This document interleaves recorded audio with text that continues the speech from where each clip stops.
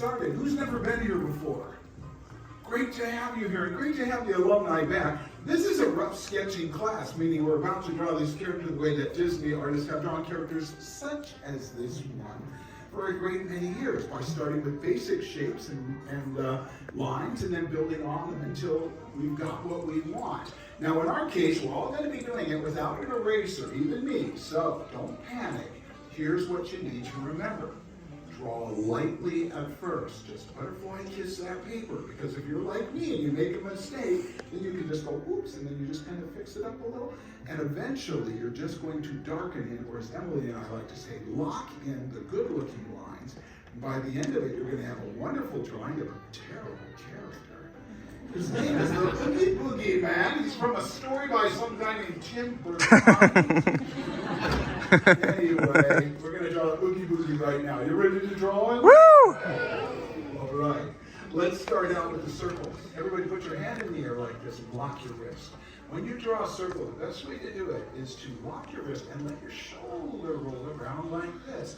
Now I'm going to find we got to have a little room up above and a lot of room down below. So here's the middle of my page, right around here, that little belly button. That's going to help me get this in the right place. I'm going to put my circle right about here. I got enough room above and lots of room below. And see that? I am just rolling my shoulder around. I've locked my wrist, and I'm just letting my shoulder do the work. And you get a really nice smooth circle. In fact, I put about 12 or 13 of them down there. Okay? And that way I can pick and choose from the ones that I think look best and let the other stuff just fade into the background. Now, I don't know if anybody here can still read an analog clock, but this would be 12 o'clock, this would be 3 o'clock, this would be 6 o'clock, and this would be 9 o'clock. And I put those there to show you exactly where the guidelines are going to go. Guidelines are a map that's going to help us with our drawing.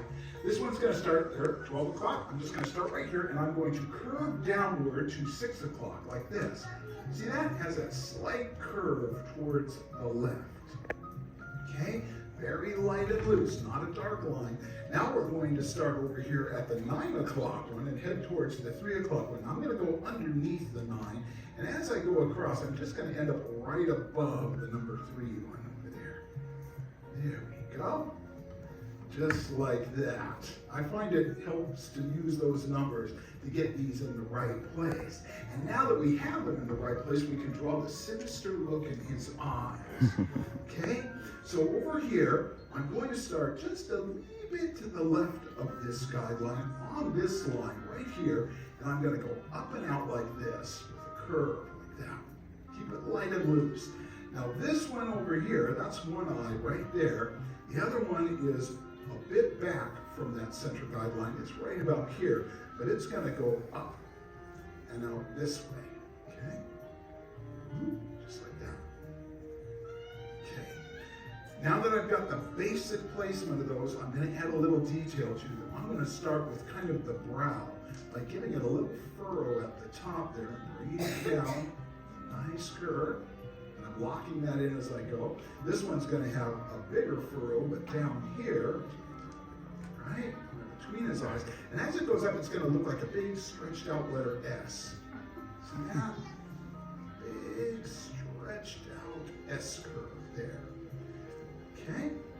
Now, the eyeballs themselves, I'm just going to use, see this, the curve of my original circle here? I'm going to use that. Just do this, and now you can kind of see. Now, actually, he doesn't have eyeballs. He just has those empty holes that bugs and spiders and things kind of freely crawl in and out of, I think. But this one here, I'm going to have to narrow. This is a big space here, so I'm going to start right here and just bring it down like that. It's still much bigger than that one because of the perspective of the turn of his head. There we go for that one. Okay. Now then, this is, he has very rigid brows. I guess we were really trying to capture the look of the way that puppet looks in the actual film. And so we gave him these very blocky brows. I'm going to start just above the tail end of this one and go up and around it like this. Now when I get up here, I'm going to bring a letter J kind of down to that crossing line right there, just like this. See that? Big hook. this one, because we're seeing more of it, a little bit more detail. Starting here, I'm going to go up and across the top of it, and then down here, and a little backwards hook that goes down to the guideline on this side. Yep, that's looking pretty good. I'm going to go ahead and just lock those brows in, the details of which, and I'll tell you a little bit. I'm sure a lot of you have seen this movie way too many times, just like me. That's what my wife says anyway. Stop watching that movie. Anyway, but it is amazing. And the fact that it was done in stop motion animation, puppets that would move small increments at a time, over and over again, to create the illusion of life and movement is just astounding. And it takes forever to create a film using that process. They did a spectacular job. Okay, I am going to now head down and draw in his very wobbly upper lip using the bottom of my circle here. That's not enough. So what I'm going to do, since these hooks are going out a little bit past his cheeks, I'm going to very lightly bring those down under the bottom of my circle, just a little bit, not too far down below it. Okay? Okay? Just got that. Now that's just to kind of show me where I want to go, but to get the wobbly, because he's like a burlap sack, to get that look, what I'm going to do is I'm going to create the first wobble right in the center, and that should be at the bottom of that guideline. Right here, I'm just going to draw a little bump. Okay? There should be another one right over here, and another one right over here. Now I'm just going to kind of go in and out like this to create that look. Okay? When I get over here, I'm just going to bring it out and kind of connect it there. This one just started there. That looks good. I'm going to go ahead and just let all those very sketchy lines fade into the background and lock in what I think looks good here. There we go. This film, speaking of the making of this film, a lot of people think it was directed by Tim Burton. The movie is called Tim Burton's The Nightmare Before Christmas because he wrote that poem, that book that I showed you, long ago, sold the idea to the folks at Disney, and they just kind of sat on it. And in the meantime, Tim Burton became a very, very famous director of live-action movies. And then Disney said, hey, we've got a story that guy wrote. Why don't you call him up and say, hey, let's make a movie? And so they did, and Tim was busy directing Batman Returns. So he allowed this film to be directed by a good friend of his and a genius, if I may say so, of stop-motion animation, a man named Henry Selick. And if you don't believe me, this is the man that directed James and the Giant Peach and Coraline. So he's really good at it. And he's always working on something new. Now see that? I put some ridges to kind of show stitches in that sap that he's made out of. Now we're going to open his mouth up, and I'm just going to draw a little bit of a curve kind of in the middle of that wobbly smile. It doesn't come down very far, okay? And again, just use that as a guideline for his lower lip. And it's just going to kind of go in and out like this. There'll be a bump right there in the middle, and then out and out, just like that. So it's not real wide open. Okay, let's get that locked in, and then we'll add a second line underneath this one to create the look of a lower lip. Now, lots of talented people worked on this film, not the least of which are the people that did the voices of these characters. And in the case of the Oogie Boogie Man, they had somebody that was absolutely incredible to be his voice.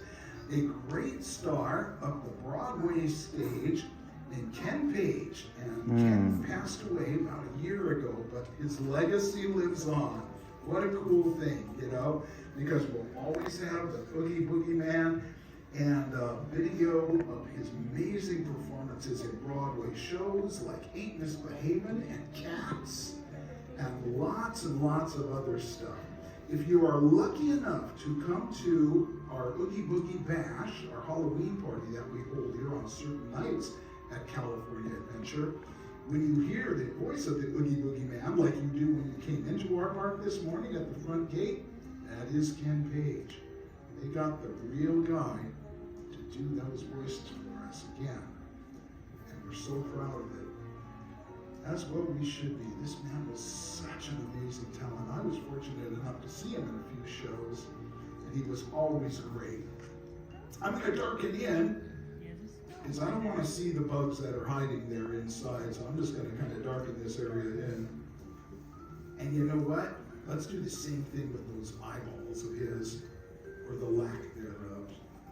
Just like that. This one too. Okay. We are very well along. Now, you know what? Since we got stitches on his upper lip, let's add a few down here too. Just kind of randomly throw in a couple like that. Okie doke. Next up, let's go ahead and draw his, well, he doesn't have a hat. His head just kind of comes up to a point.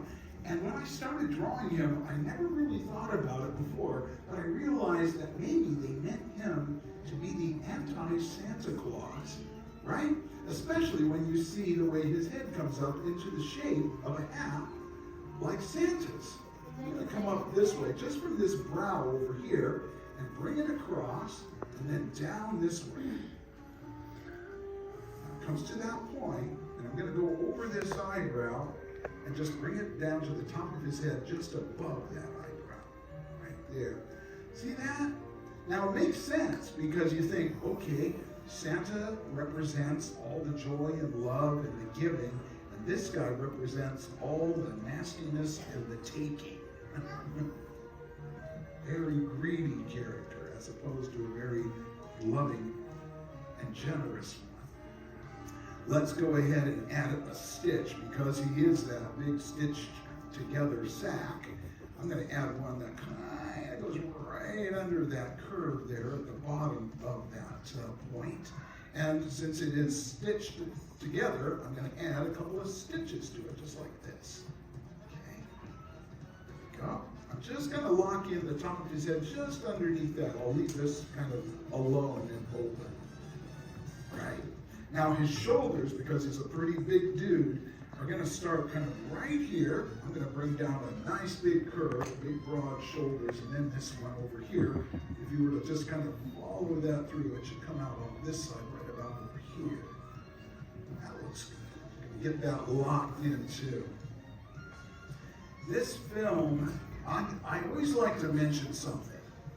Of course, we want you to go on Disney Plus. Here's the shameless plug. Go on Disney Plus if you haven't watched this film in a while. Watch it again. It's so amazing. But I don't mind, at this point, recommending something that is not on Disney Plus. It's on Netflix, and it's a series they did called The Movies That Made Us. And there were episodes that describe all of these famous movies that we have come to know and love over the years and how they got made. And there's a great episode all about the making of The Nightmare Before Christmas.